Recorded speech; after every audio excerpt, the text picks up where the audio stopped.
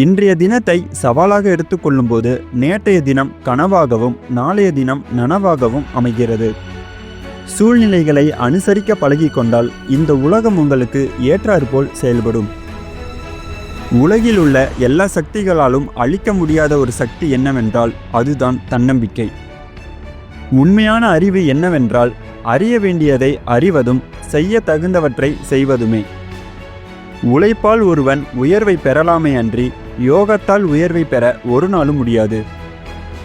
நான் பயந்தவன் என்று ஒருபோதும் எண்ணாதீர்கள். ஏனென்றால் நீங்கள் துன்பத்துடன் போராட பயம் இல்லாதவனாய் மாறுவீர்கள். எதையும் என்னால் செய்ய முடியும் என்று எவன் உழைக்கிறானோ அவனுக்குத்தான் வெற்றி கிட்டும். துன்பம் ஒருவனை கொல்வதில்லை, துன்பத்தை பொறுத்து கொள்ள இயலாத தன்மையே ஒருவனை கொன்று விடுகிறது.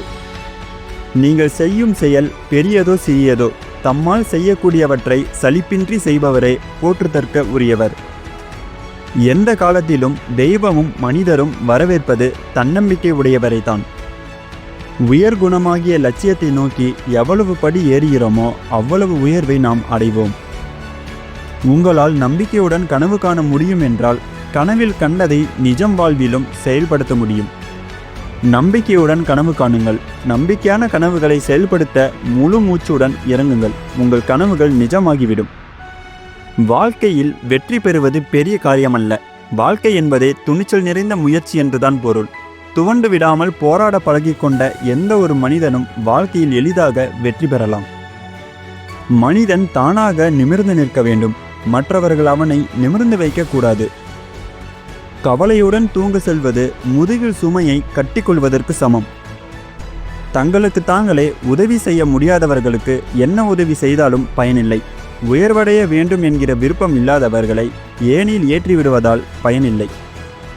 எதிர்காலத்தில் நேரம் கிடைத்தால் ஒரு நாள் சந்தோஷமாக இருப்போம் என்று பலர் தங்கள் வாழ்க்கையை எதிர்பார்ப்பிலே கழித்து கொண்டிருக்கிறார்கள்.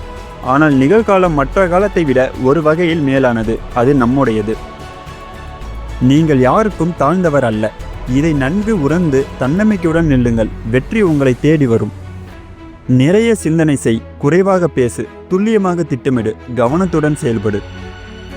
தன்னம்பிக்கை என்பது ஒரு முறை விழுந்ததும் எழுந்து நிற்பதல்ல, விழும்போதெல்லாம் எழுந்து நிற்கும் தைரியத்தை கொண்டிருப்பது.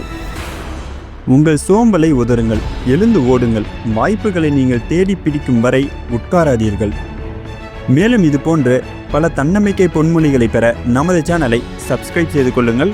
மீண்டும் மற்றொரு காணொலியில் சந்திப்போம். இது உங்கள் சர்வேமேன் சேனல். நன்றி, வணக்கம்.